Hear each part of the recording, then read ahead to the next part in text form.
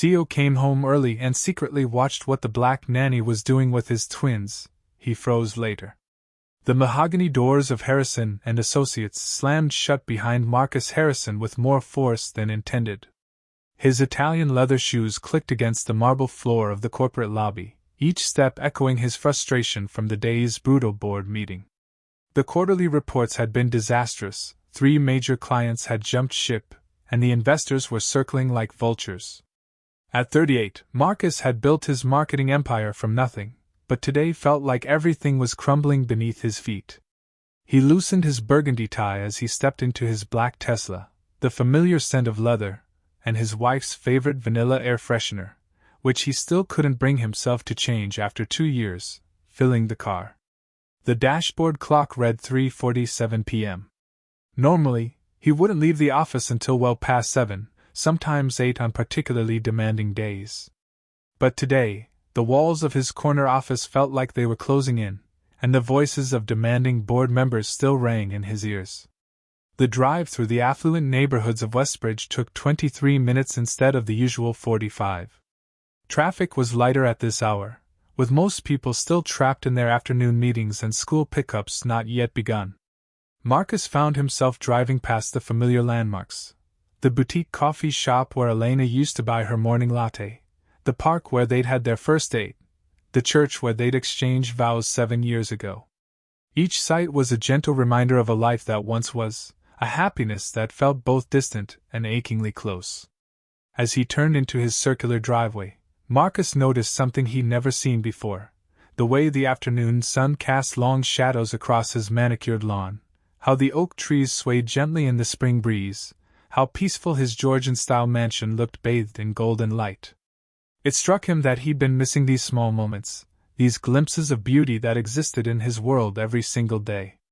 He sat in the car for a moment longer than necessary, watching the house where his 2 precious 4-year-old twins, Emma and Ethan, were probably napping or playing with Grace, their nanny of 8 months. Grace Williams had been a godsend when his previous nanny had left suddenly. She came with impeccable references, a warm smile, and an inexplicable way with the children that had made the transition seamless. The twins, who had been struggling with behavioral issues and nightmares since their mother's death, had taken to Grace immediately. Marcus grabbed his briefcase and stepped out of the car, but instead of his usual routine of announcing his arrival with a loud, "Daddy's home!" he found himself walking quietly toward the front door. Something about the peaceful atmosphere made him want to preserve it, to slip into his own home like a gentle observer rather than the storm he usually brought with him after difficult days. The heavy oak door opened silently on its well-oiled hinges. The foyer was immaculate as always, Grace's attention to detail evident in every corner. Fresh flowers, white lilies, Elena's favorites, sat in a crystal vase on the entrance table. The scent was subtle but unmistakable, and Marcus felt that familiar tightness in his chest that came with unexpected memories of his late wife. He set his briefcase down carefully, avoiding the usual thud against the marble floor. The house was unusually quiet, but not the empty kind of quiet that made him feel lonely. This was a different silence, filled with an undercurrent of something he couldn't quite identify. It felt occupied, alive, but peacefully so. Marcus loosened his tie completely and slipped off his suit jacket, hanging it on the antique coat rack Elena had insisted on buying during their 2nd year of marriage. His movements were unusually deliberate, as if he were an intruder in his own home, curious about the life that continued to unfold here during his long absences. The grandfather clock in the hallway ticked rhythmically, marking 4:15 p.m.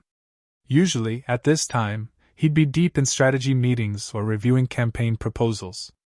The house felt different at this hour, softer somehow, as if it transformed into something more intimate when the business world released its grip on him. Then he heard it, so faint he almost missed it. A sound drifting from upstairs, barely audible above the whisper of the air conditioning and the distant hum of the refrigerator. It was singing. Grace's voice, he realized, carrying a melody that seemed to float down the curved staircase like a gentle breeze. Marcus found himself drawn toward the sound, his sock-covered feet silent on the Persian runner that lined the hallway.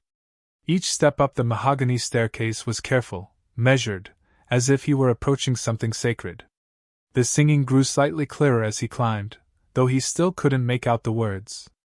Grace's voice was beautiful, rich and warm, with the kind of depth that spoke of years of practice, perhaps in church choirs or community groups. At the top of the stairs, Marcus paused. The twins' room was just around the corner, and the melody was coming from that direction. But something made him hesitate, made him want to listen from a distance before revealing his presence. Perhaps it was the exhaustion from the day, or maybe it was simple curiosity about this private moment in his children's daily routine that he'd never witnessed. He positioned himself just out of sight, his back against the hallway wall, close enough to hear clearly but hidden from view. The singing continued, and Marcus felt his breathing slow, his shoulders relax for the first time in hours. There was something deeply soothing about Grace's voice, something that seemed to ease the tension he'd been carrying like a weight on his chest. The afternoon light filtered through the stained glass window at the end of the hallway, casting colorful patterns on the opposite wall. Red, blue, and gold danced together in shifting shapes, and Marcus found himself mesmerized by the simple beauty of the moment. When was the last time he'd stood still long enough to notice light patterns? When was the last time he'd listened to singing in his house? As he stood there, hidden and listening, Marcus felt something he hadn't experienced in months, a sense of peace settling over his home, a feeling that life was continuing to unfold here in gentle, beautiful ways even when he wasn't present to witness it. The melody continued, and Marcus closed his eyes, letting the sound wash over him, preparing himself for whatever he might discover when he finally stepped around that corner. Marcus took a deep breath and carefully moved closer to the twins' room. The door was slightly ajar, allowing the soft melody to drift into the hallway more clearly. As he positioned himself where he could just barely see through the crack, his heart began to beat faster. Grace was sitting in the antique rocking chair, Elena's rocking chair, gently swaying back and forth while cradling 4-year-old Emma in her arms. Ethan lay on his small bed, his eyes drowsy but still fixed on Grace's face as she sang. But it wasn't just any song. As the words became clearer, Marcus felt the world around him shift into sharp focus, as if someone had suddenly turned up the volume on his entire existence. Sleep now, my darling, let dreams take you far, to places where angels and moonbeams are. Close your little eyes, let worries take flight, I'll be here beside you all through the night. The melody hit him like a physical blow. His knees nearly buckled, and he had to grip the doorframe to steady himself. The song wasn't just familiar, it was theirs. Elena's song. The private lullaby she used to hum when they were college sweethearts, when they'd fall asleep together on his tiny dorm room bed after long study sessions. She would trace patterns on his chest and sing this exact melody, these exact words, when he was stressed about exams or worried about their future together. Marcus's mouth went dry.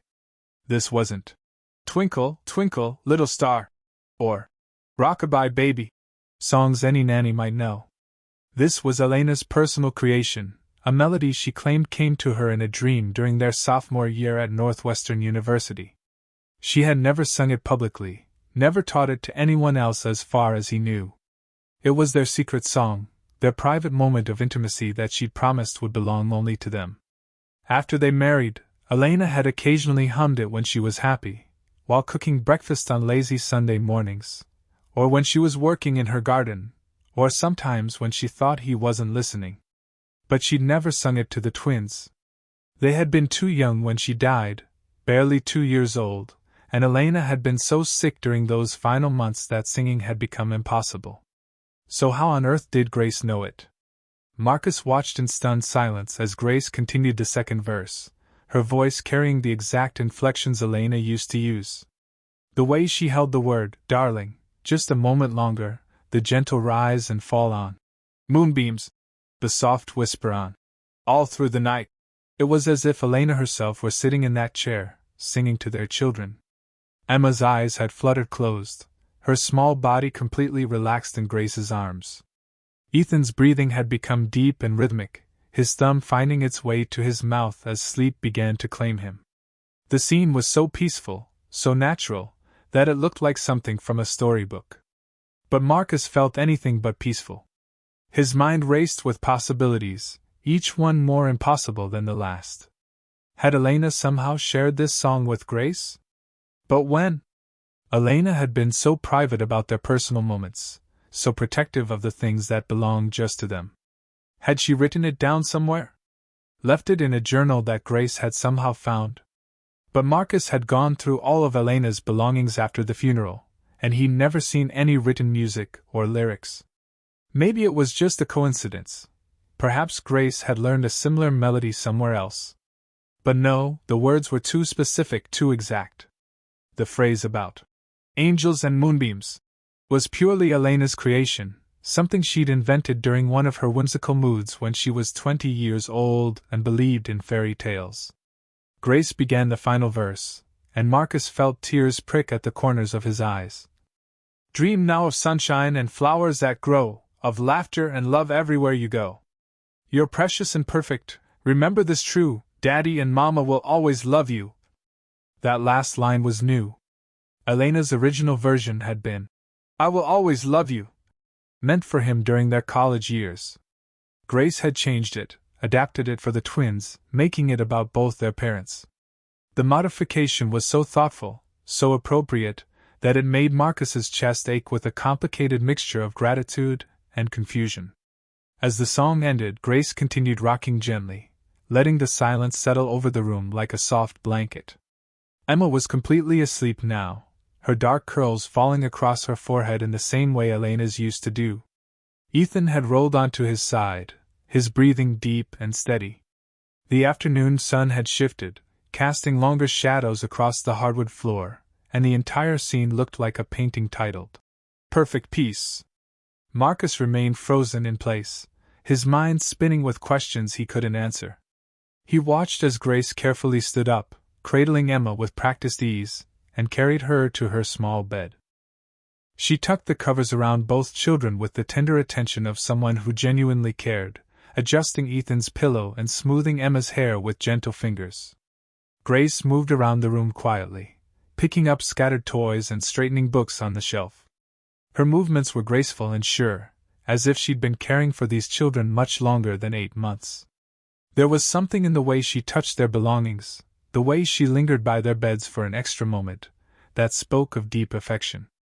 Finally, Grace tiptoed toward the door, and Marcus quickly retreated deeper into the hallway shadows. He heard her footsteps moving toward the stairs, probably heading to the kitchen to start dinner preparations. Only when he was sure she was gone did he allow himself to breathe normally again. Standing there in the dimming light of the hallway, Marcus felt as if his entire world had shifted on its axis. Everything he thought he knew about his life, about his wife's private world, about the woman caring for his children, had just been called into question by a simple lullaby. Marcus remained motionless in the hallway for what felt like hours, though the grandfather clock downstairs chimed only once, marking 4:30. His legs felt weak, and he slowly slid down the wall until he was sitting on the Persian runner, his expensive suit wrinkled against the fabric. The sound of Grace's footsteps had faded completely, leaving him alone with the thundering of his own heartbeat and the whisper-quiet breathing of his sleeping children. The lullaby continued to echo in his mind, each note as clear as if Grace were still singing. But it wasn't Grace's voice he was hearing now, it was Elena's. 20-year-old Elena with her wild curly hair and paint-stained fingers, sitting cross-legged on his narrow dorm bed at 2 a.m., singing softly while he struggled with organic chemistry formulas. She had been an art major then, always covered in charcoal smudges or watercolor stains, always humming melodies that seemed to come from some magical place inside her. "Where do you get these songs?" he had asked her once, after she'd sung him to sleep following a particularly brutal midterm week. "I don't know," she'd whispered in the darkness, her fingers still tracing lazy circles on his chest. "They just come to me. Like they're already there, waiting to be found." Now, sitting on his hallway floor 2 years after her death, Marcus felt the full weight of that memory crashing over him. Elena had always been intuitive in ways that both fascinated and sometimes frustrated him. She'd known things without being told, felt connections that he couldn't see, believed in invisible threads that bound people together across time and space. He'd been the practical one, the business-minded one who dealt in facts and figures and quarterly projections. She'd been the dreamer who painted sunsets and composed lullabies in her sleep. But this was different.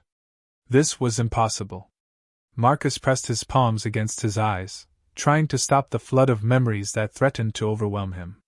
Their wedding day, when Elena had hummed that melody while getting ready, claiming it would bring them luck. The night the twins were born, when she was so exhausted she could barely speak but still managed to hum a few bars while the nurses cleaned the babies.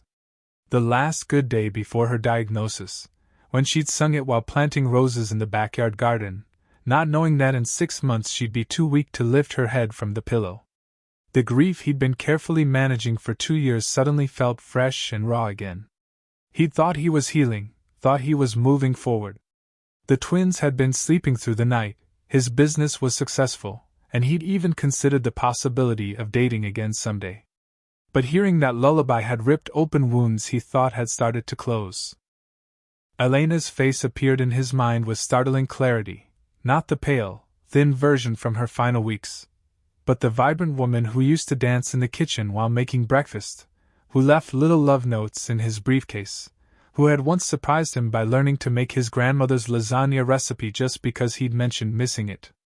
The woman who had made him believe in magic, even when his logical mind insisted magic didn't exist. A soft sob escaped his throat, and he quickly pressed his hand over his mouth. He couldn't break down here, not in the hallway where Grace might hear him, not when the twins might wake up and find their father falling apart. He'd worked so hard to be strong for them, to create stability in their world after losing their mother. But the lullaby had shattered his carefully constructed composure. How was it possible that Grace knew Elena's song? The question circled in his mind like a trapped bird, growing more frantic with each repetition. He'd hired Grace through the most reputable nanny agency in the city. Her background check had been spotless, her references glowing. She was from a small town in Georgia, had worked for wealthy families in Atlanta before moving north, and had never mentioned knowing anyone in their social circle. But the way she'd sung it, with such familiarity, such natural ease, suggested this wasn't a song she'd recently learned or stumbled upon. It was a song she knew by heart, a song that lived in her bones the way it had lived in Elena's. Marcus thought about the past 8 months, searching for clues he might have missed. Grace had fit into their household so seamlessly, as if she'd always belonged there. The twins adored her in a way they hadn't connected with their previous nannies. She seemed to understand their needs before they expressed them, knew exactly how to comfort them when they had nightmares, and had somehow managed to establish routines that made their days flow like music. Like music. Even Marcus's thoughts were betraying him, drawing connections to melodies and songs and the inexplicable way Grace moved through their home as if she were following some invisible choreography. He remembered the fresh flowers, white lilies, Elena's favorites, that had appeared in the house shortly after Grace started working for them. When he'd asked about them, Grace had simply said she thought the house needed a woman's touch. At the time, he'd been grateful for her thoughtfulness. Now he wondered how she'd known Elena's favorite flowers. The grandfather clock chimed again, 4:45. Grace would probably start dinner preparations soon, and the twins would wake from their naps within the hour. Marcus knew he needed to pull himself together, to go downstairs and pretend everything was normal. But nothing felt normal anymore. The foundation of his carefully rebuilt life had just developed cracks, and he could feel everything shifting beneath him. Standing up slowly, his legs still unsteady, Marcus took one last look toward the twins' room. They slept peacefully, their faces soft and innocent, unaware that their father's world had just been turned upside down by a simple lullaby their mother used to sing. The rest of the afternoon passed in a blur of forced normalcy. Marcus had retreated to his home office, pretending to review quarterly reports while actually staring at the same spreadsheet for 2 hours. The numbers swam before his eyes, meaningless columns and rows that couldn't compete with the melody that continued to play in his head. Every few minutes, he'd hear Grace's voice drifting from the kitchen or the sound of the twins' laughter as they woke from their naps, and his chest would tighten with that impossible mixture of gratitude and confusion.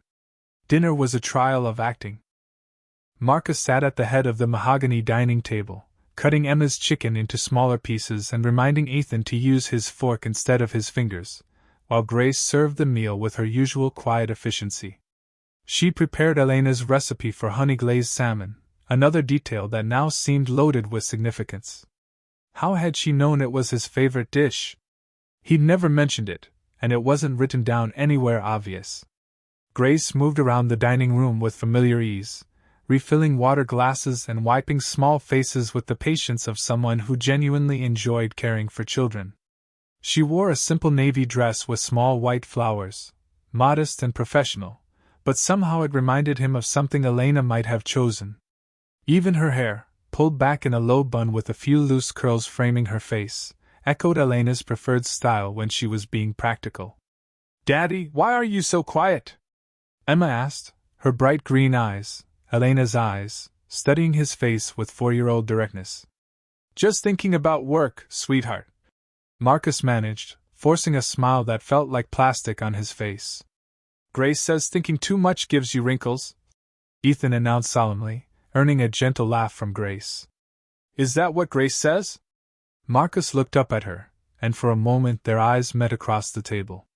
There was something in her expression, a flicker of understanding, maybe even sympathy, that made him wonder if she could sense his turmoil. After dinner, Marcus helped with bath time, a ritual he'd started participating in more regularly since Grace joined their household. She'd suggested it gently, explaining that the children craved his presence even when he was exhausted from work. Tonight, watching her test the water temperature with her elbow and measure out exactly the right amount of bubble bath, he found himself studying her every movement for clues. The twins splashed and giggled in the oversized bathtub, their joy infectious despite Marcus's inner chaos. Grace knelt beside the tub, her sleeves rolled up, shampooing Emma's curls with practiced gentleness. She sang softly while she worked, not the lullaby, thankfully, but "This Little Light of Mine," a song that made the children beam with happiness. By 8:30, both children were in their pajamas and demanding their usual bedtime story. Marcus read, "Where the Wild Things Are," with theatrical voices that made them collapse with giggles, while Grace tidied up their room and prepared everything for the night. The routine was so comfortable, so established, that it was hard to believe she'd only been with them for 8 months.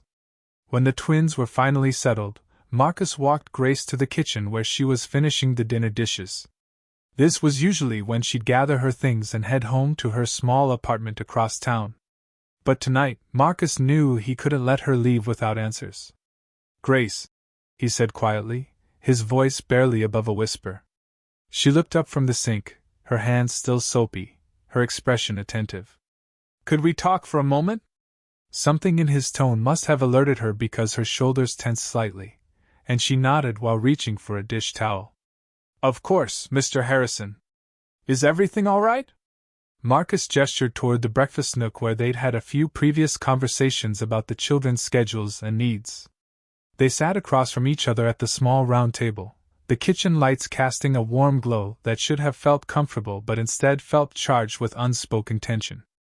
"I came home early today," Marcus began, his hands clasped tightly in front of him. "I heard you singing to the twins." Grace's face didn't change, but he caught the slight pause before she responded. "I hope that's all right. They seem to enjoy music, and it helps them settle down for their naps." "The song you were singing," Marcus continued, his voice growing stronger despite the tremor he felt inside. "The lullaby about angels and moonbeams. Where did you learn it?" The question hung in the air between them like a bridge neither was sure they should cross. Grace's hands stilled on the dish towel she'd been folding, and for the first time since he'd known her, she looked genuinely uncertain. She started, then stopped. Her eyes dropped to the table, and Marcus could see a war being fought behind her usually calm expression.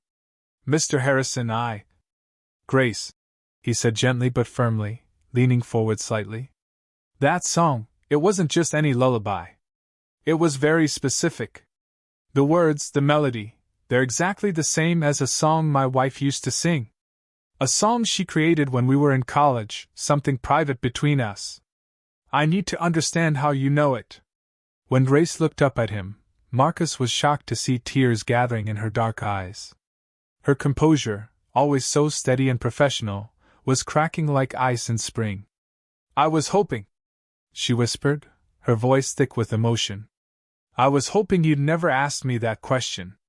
The admission hit Marcus like a physical blow. Whatever he'd been expecting, confusion, denial, a reasonable explanation, it wasn't this. Grace knew exactly what he was talking about. She'd been keeping a secret, and now that secret was about to spill into the space between them, changing everything. Grace wiped her eyes with the back of her hand, a gesture so vulnerable and human that it made Marcus's heart ache. She took a shaky breath, as if gathering courage for something she'd never wanted to say. "Your wife," Grace began, her voice barely audible. "Elena and I, we knew each other." Marcus felt the world tilt sideways. "What do you mean, you knew each other?" "We grew up in the same neighborhood," Grace continued, her words coming faster now, as if a dam had burst. "Magnolia Street in Savannah, Georgia. Elena lived 3 houses down from me until we were both 16. We were best friends." The kitchen seemed to spin around Marcus. Elena had grown up in Savannah, yes, but she'd rarely talked about her childhood. She'd always said it was too painful, that her family had been complicated, and that she preferred to focus on their future together rather than her past. He'd respected that boundary, never pushing for details she wasn't ready to share. "But Elena's last name was Martinez before we married," Marcus said weakly, grasping for some logical thread. "Your application said Williams." "Williams is my married name," Grace explained, tears flowing freely now. "Back then, I was Grace Rodriguez." Elena Martinez and Grace Rodriguez. People used to joke that we sounded like a law firm. She managed a watery smile at the memory. "We were inseparable until her family moved away when we were 16. Elena's father got a job in Chicago, and just like that, she was gone." Marcus stared at her, his mind reeling. "She never mentioned you?" "Not once." Grace's face crumpled with fresh pain. "That doesn't surprise me. The way we lost touch, it wasn't clean. We were young and hurt and too proud to reach out. You know how teenage girls can be, one misunderstanding, and suddenly you're not speaking to your best friend anymore." "What happened?" "There was a boy," Grace said simply. "David Chen. We both liked him, and he asked Elena to the spring formal. I was jealous and said some terrible things. Called her selfish, said she always got everything she wanted. Elena was so hurt that she stopped talking to me entirely. 2 weeks later, her family moved, and I never got the chance to apologize." Marcus tried to process this information, tried to fit it into the Elena he'd known and loved. She'd been generous and kind, but she'd also been sensitive to criticism, slow to forgive when she felt betrayed. It was entirely possible that a teenage fight had left such deep wounds that she'd simply erased that part of her life. "The lullaby?" he managed to ask. "How do you know the lullaby?" Grace's expression softened with the memory. "Elena wrote it when we were 14. She was always making up songs, always humming melodies that came from nowhere. This one was special, though. She said it came to her in a dream about guardian angels." Grace paused, wiping her nose with a tissue. "We used to sing it together at Mount Calvary Baptist Church.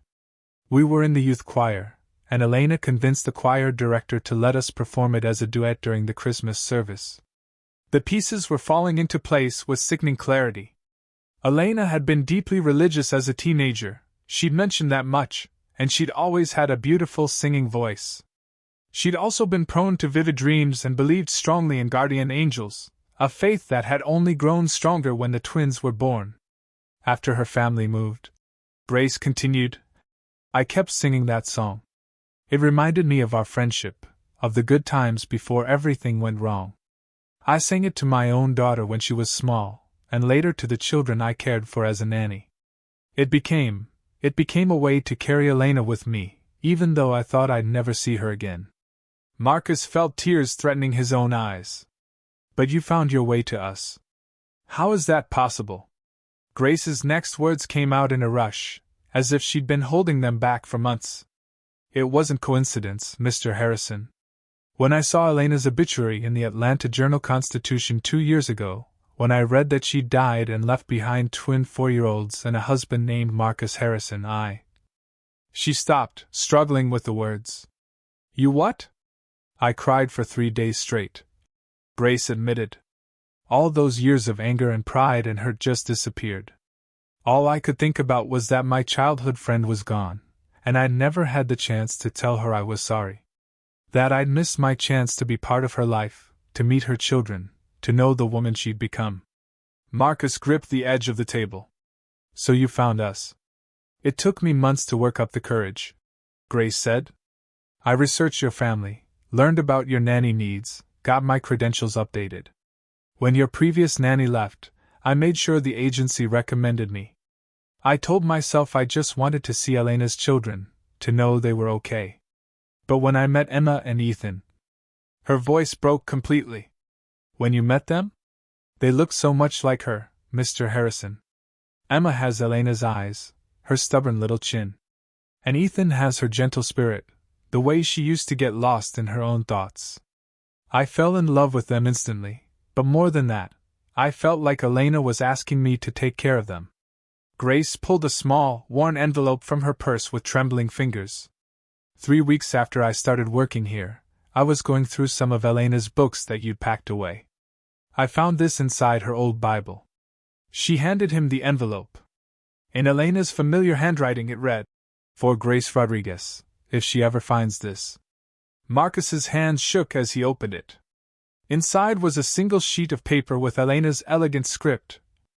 Grace, if you're reading this, it means something has happened to me, and somehow, miraculously, you've found your way to Marcus and our children. I've thought about you so many times over the years.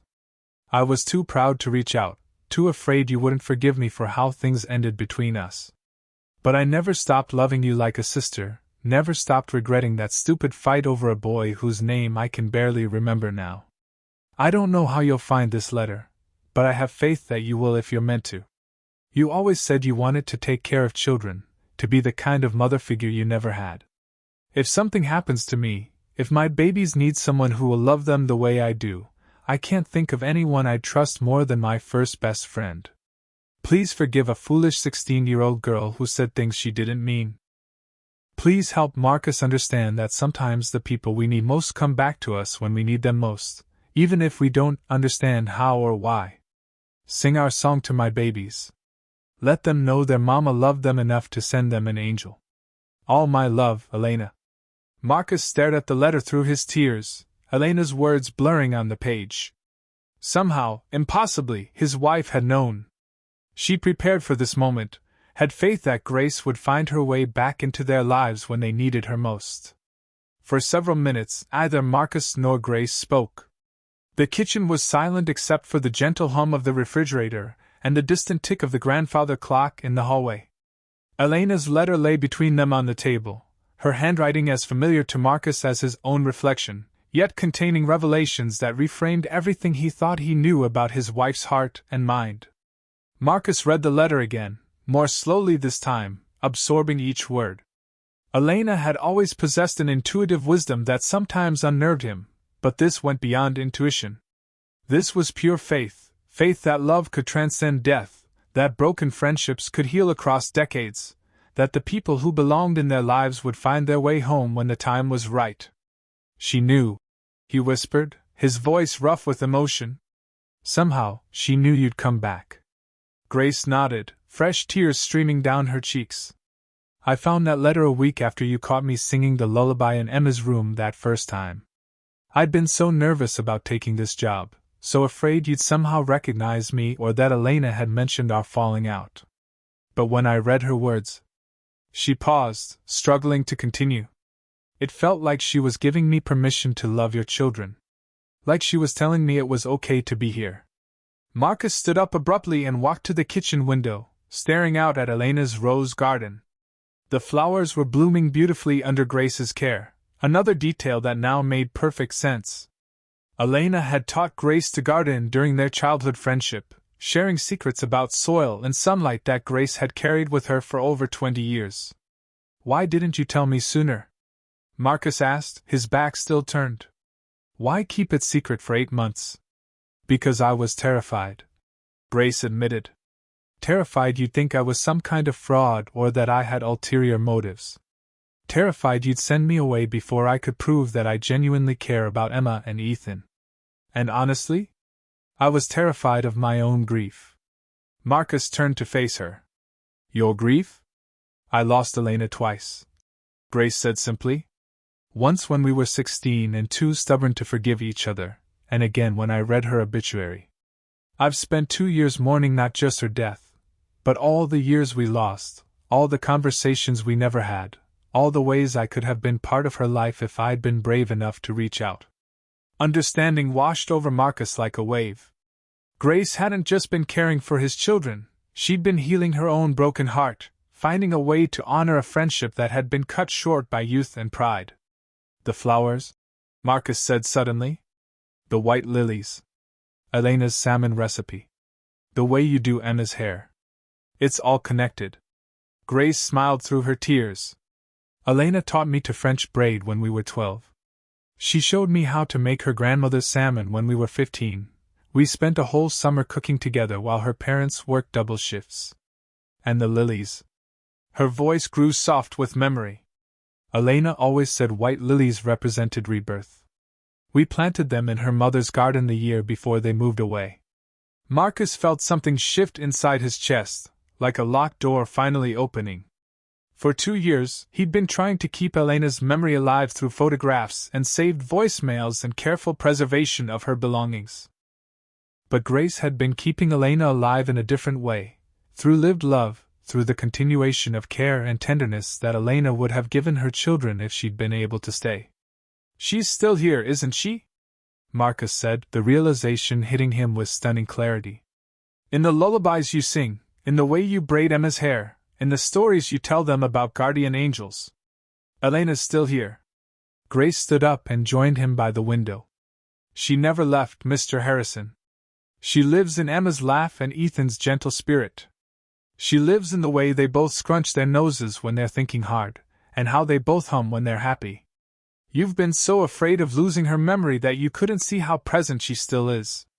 Marcus thought about the past 8 months, about how the house had felt warmer, how the twins had stopped having nightmares, how he'd started sleeping through the night again. He'd attributed it all to Grace's competence as a nanny, but now he understood it was something deeper. Grace had brought Elena's love back into their home, not as a replacement or substitute, but as a continuation of something that death couldn't actually end. What happens now? He asked quietly. Now we stop keeping secrets, Grace said firmly. Now we tell Emma and Ethan about their mama's best friend who loved her enough to find her way back home. Now we let them know that the lullaby they loved so much was their mama's special song, and that she wanted them to have it. Marcus nodded, feeling lighter than he had in years. And now I stop being afraid that loving you, as family, means I'm betraying Elena's memory. She wanted this, Grace said, gesturing toward Elena's letter. She wanted her children to be surrounded by people who knew how to love them the way she did. She wanted you to have help carrying the weight of being both parents. And maybe she wanted us both to have a chance to heal from losing her. As if summoned by their conversation, small footsteps sounded on the stairs. Emma appeared in the doorway, her dark curls wild from sleep, clutching her favorite stuffed elephant. Daddy? Grace? Why are you crying? She asked with 4-year-old directness. Marcus scooped her up, holding her close while Grace wiped away her tears. We're crying because we're happy, sweetheart, Marcus said honestly. Grace just told me a wonderful story about your mama. About Mama? Emma's eyes brightened with interest. Will you tell it to me and Ethan? Marcus looked at Grace over Emma's head, and she nodded with a smile that reminded him so much of Elena it made his heart skip. Yes, he said, carrying Emma toward the living room. We'll tell you all about how your mama's best friend found her way back to take care of you, just like Mama always hoped she would. And as they settled onto the couch, with Ethan joining them still rubbing sleepy eyes, Marcus finally understood what Elena had known all along, that love doesn't end with death, it just finds new ways to grow.